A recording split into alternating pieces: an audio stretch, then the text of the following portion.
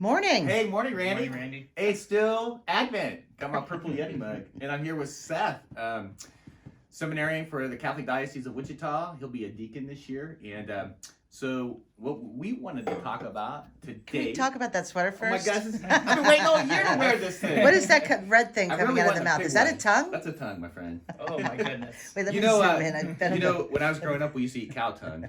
It's one of my dad's favorites. Did you like it? Oh, I love it, yeah. There Put it you on go. crackers, cow tongue. What's it taste like? Chicken? Well, I like lizard. All right. Anyway, that's cute. I like the bell. Yeah, one of them broke off, so I'm kind of disappointed about that, but I was pretty jacked to wear this today, so. I love it. Yeah. I don't get a Christmas Why? sweater until I'm a priest. You know, Oh. it's the Yeah. first thing. That's so mean. So just have It's to a- wait. It's a way of passage. Okay.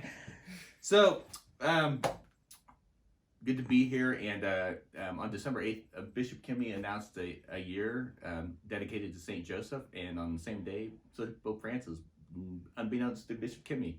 So, to me, that's like Holy Spirit. Holy Spirit's one, like, we have our plans, and he connects all the parts, right? So a beautiful thing, and the purpose of the year of St. Joseph, what he says, this came out in the Advance, the official diocesan newspaper. I'm getting paid for this advertisement. Is that that we would be committed to St. Joseph in prayer and fasting for the purpose of really a search and rescue. He's what he calls it in here, a search and rescue mission.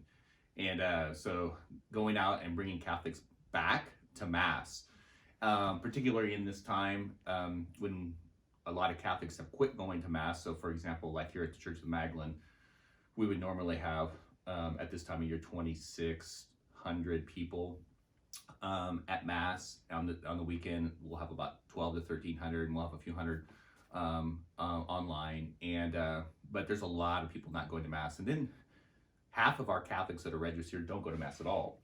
So when he's saying about a search and rescue mission, it's like in the church right now is like, and we've known this, right, that Mass attendance is way down, and that's the central event.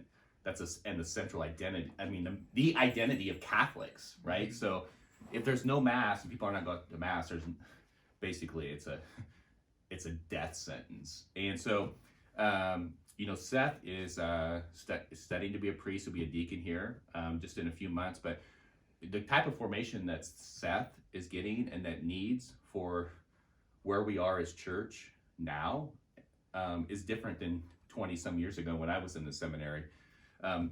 Pope Francis spoke to the Roman Curia, which are the people, bishops, his offices. He said, "Brothers and sisters, Christendom is dead." So Christendom is like, it's kind of an established, somewhat formally or informally religion. Like, so, what you hear at home, you're going to hear at school. It's going to be the same values, same beliefs. There's not going to be conflict. Everybody's going to, you Sundays, stores are unopened. Marriages between a man and a woman. None of this is being embraced anymore. So Christendom is dead. So the Christian values, Christian truths. And so when you have Christendom, all you really need in priests is a good sense of maintenance. So like, it's established, it's built, and so you just kind of keep promoting, and nourishing and supporting, bringing together about what is already established. But when that is demolished, then that strategy doesn't work for the church anymore, and it's not going to work if you're formed in that. Then you're not going to be an effective priest. So what we're needing now is really priests who are trained for mission. And this search and rescue mission is going to be daunting and formidable. C.S. Lewis says about bringing Christians back. The difference now, he says, it's not like wooing a young woman, so it's like you falling in love, something beautiful. He says it's more like a man winning a cynical divorcee back to her previous marriage. Whoa, that really captures it, right?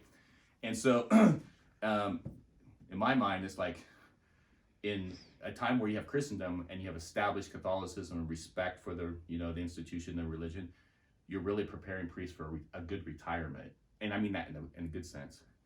In a church where the Christendom has eroded away and is dead, the way that we prepare priests is not for retirement, but for martyrdom. There you go. All right.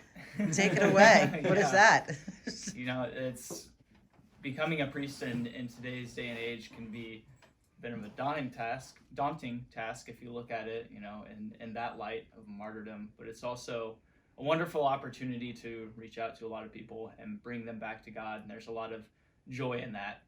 And Father Jirak mentioned it's a long journey, a long formation process. Yeah.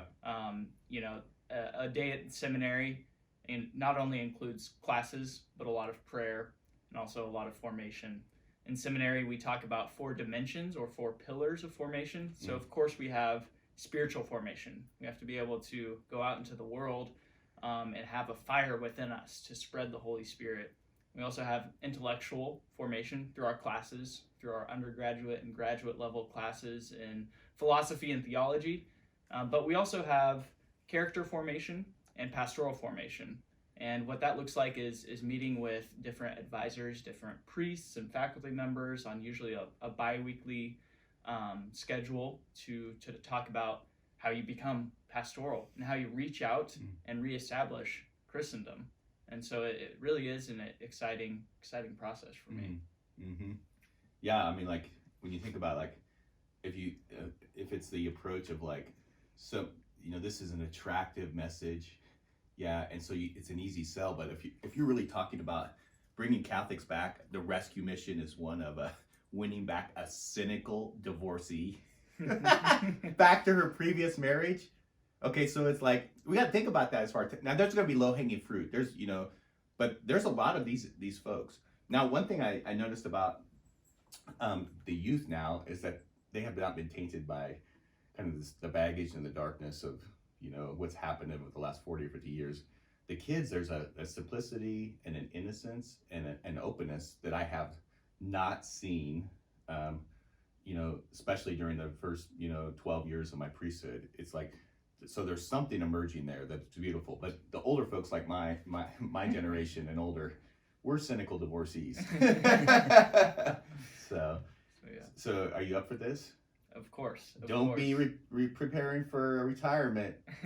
Martyrdom. Martyrdom. Yes. And that's an exciting church, right? Right. That was exciting. That, the Acts of the Apostles, that is exciting. Yeah. So anyway, that's our little Advent 4th Sunday reflection. Have a good one. Merry Christmas.